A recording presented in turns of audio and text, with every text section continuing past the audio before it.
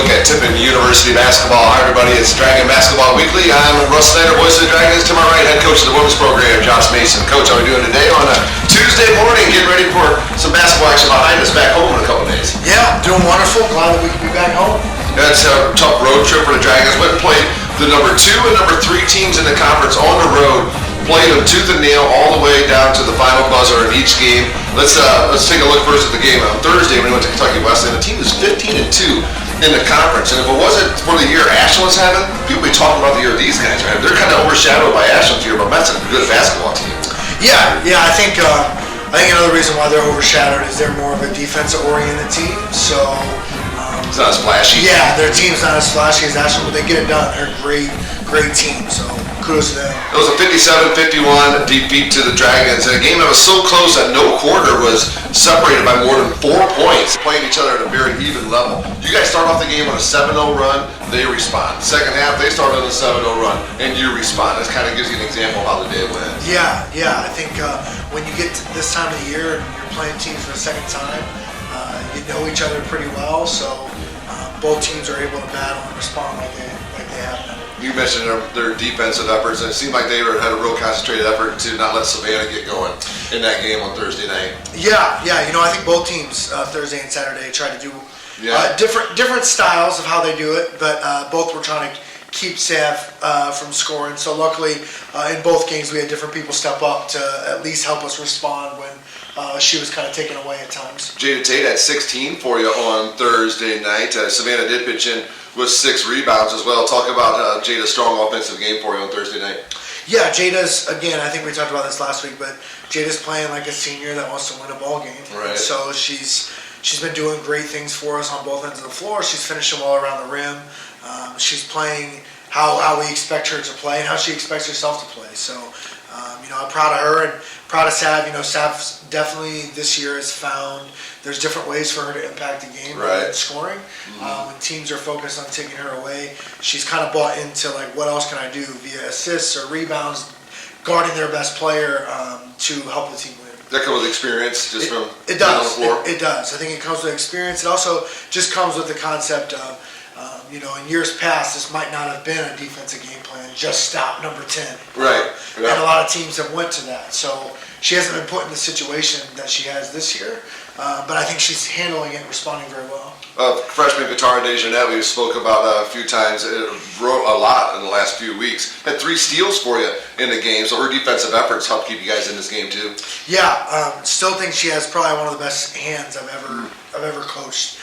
She's quick. She knows how to guard the ball. So I think the great thing about her steals is they usually come up in big times, big moments, especially when we need a spark. So right. She's been great on both ends of the floor for us. Their play-by-play man, Wiley Kane, former quarterback at Kentucky Wesleyan, wasn't sure if he was saying her name right. I sent him a message on social media at halftime, let him know that he was doing a good job with her name. Then, yeah.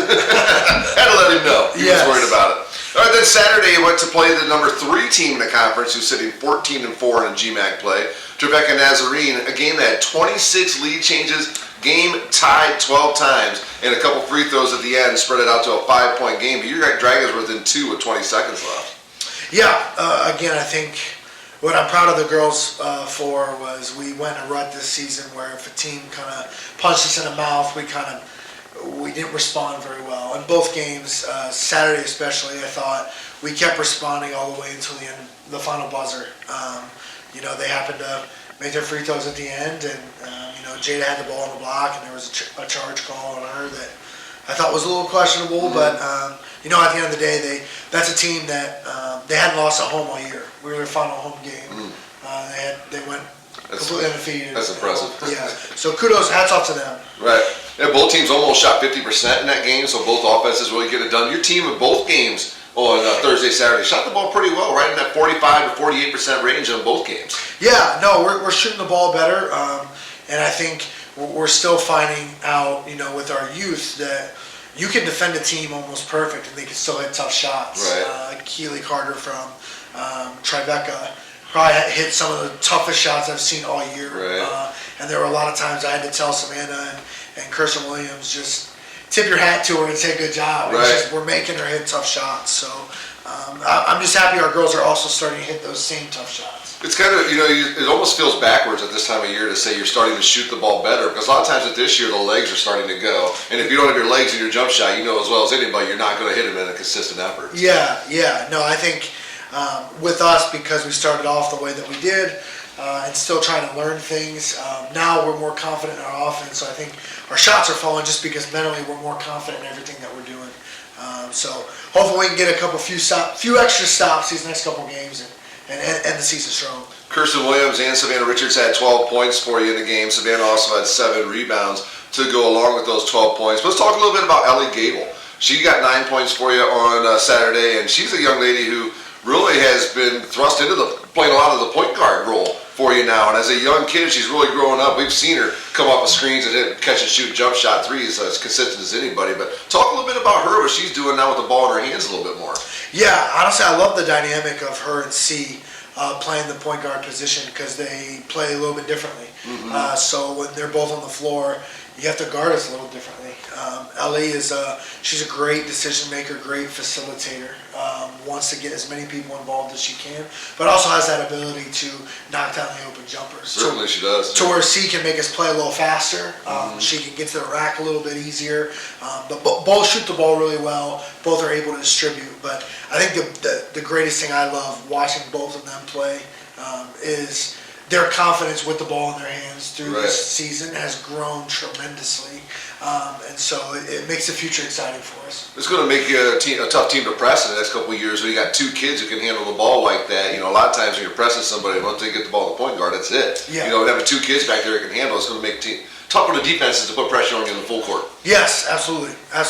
All right, you got 4 games left. 3 of the 4 are here at the Gilmore Student Center, including this Thursday against the Northwood team. I think it's sitting right about the 500 mark in conference. You lost when you went up to Northwood early. That's way back. Seems like a long time. That was early on in the conference schedule. I mean, that was one of your early road games in the conference, if I remember correctly. Yeah. That was. It was going to be 2 months. 2 months ago from the day we played. Oh wow! Yeah. So it has been a little bit. Yeah, it's been a little bit. So you got Northwood coming here on Thursday night. Tell us a little bit about what Northwood does with the basketball.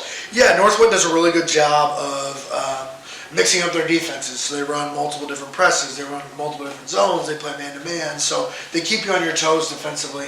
Offensively, they're really good at getting the ball in the post and facilitating from the post. I think there's someone that's similar to us in the fact of they've started to play their best basketball right now. So although the first time we played them, we all thought that was probably one of the worst games we had played. Yeah. It's also explained to the girls like they're playing better as well. So we're looking forward for a great matchup on Thursday with them. And then Saturday, your final road game of the year, kind of bittersweet for the kids, especially the seniors, to get their last road trip as you'll go up to Lake Erie to play the Storm on Saturday afternoon. Yeah, same thing situation. I think Lake Erie was in the same situation we are as far as new coaching changes and those things. So we're all finding our stride right now. So it's one of those things where who can finish the season off strong given the situations that we're both in. What you learning about yourself as a coach this year? I think I'm learning that everything's not going to happen at once. So as much as I told the girls, we got to keep growing. I think I learned to be more patient with our kids as far as them seeing the reads I want them to see or them understanding how to play and share the ball. And I think that happened around Christmas for me. So once I was able to take a step back and do that, honestly, at the end of the season, although our record isn't what we wanted, it's been a lot of enjoyment and fun for me to watch how our kids grow.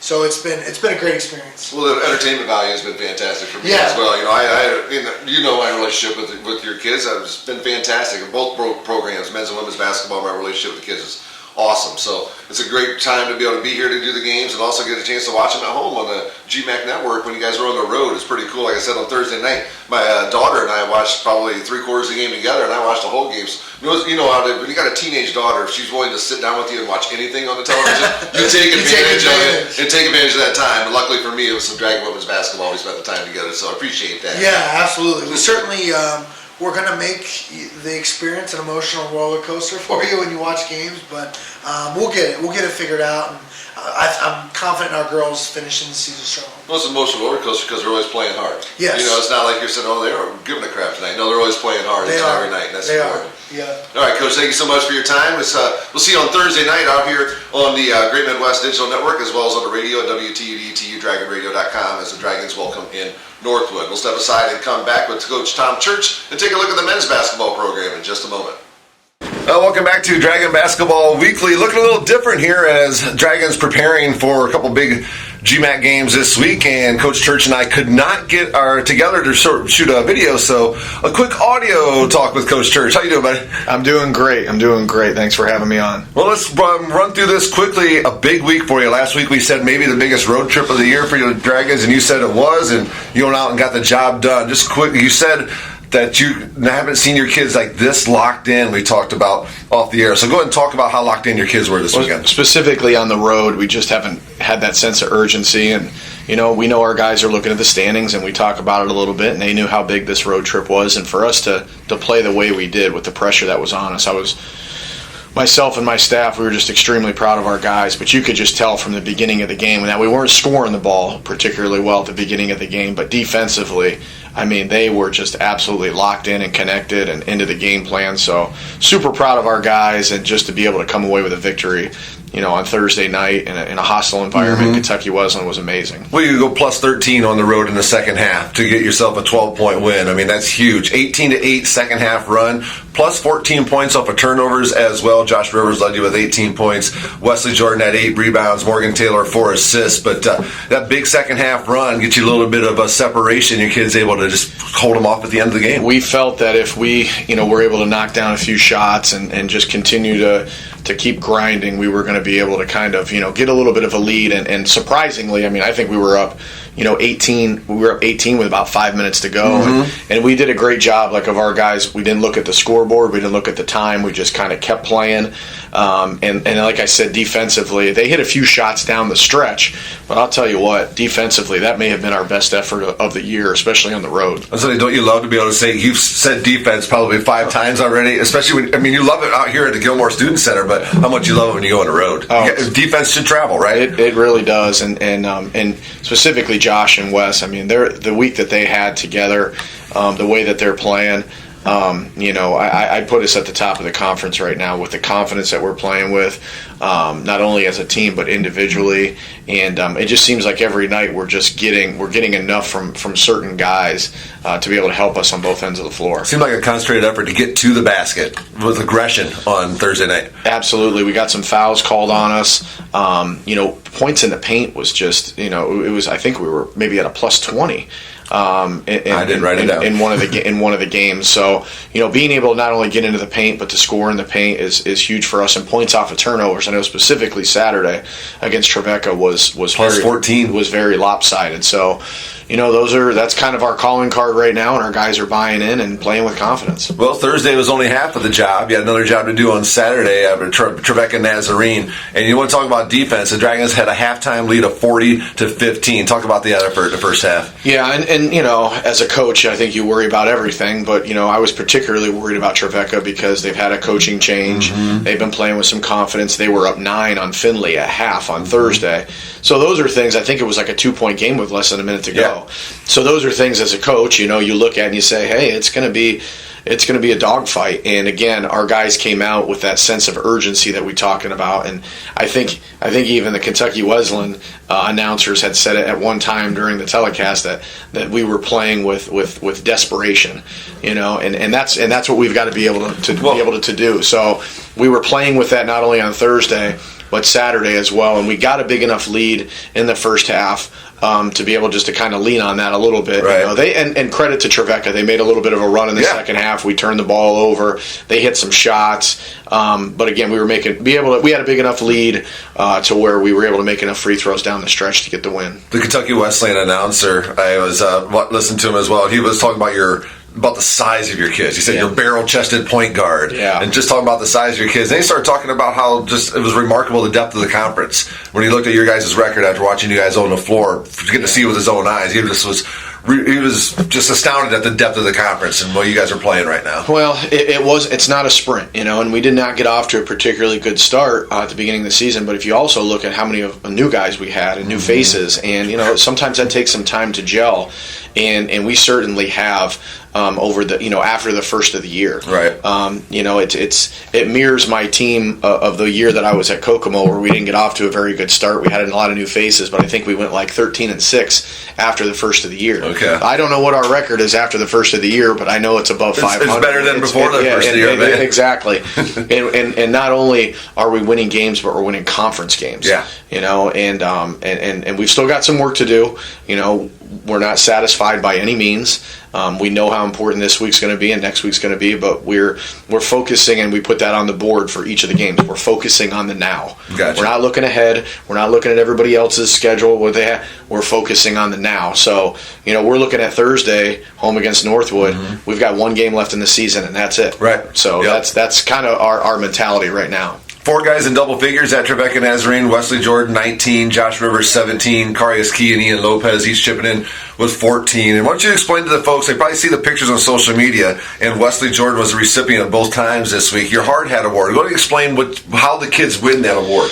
Yeah, and it really goes back to just, it's a toughness award. Not specifically who's our leading scorer, who's getting the most shots, and who's scoring the most points, but we're looking at rebounding, we're looking at charges, we're looking at steals, we're looking at fouls drawn, because we know that a guy's being super aggressive. We're looking at plus minus, so we're really looking at everything but the scoring, right? The scoring category, and just impact of the game. And you don't have to be the leading scorer again to win this award.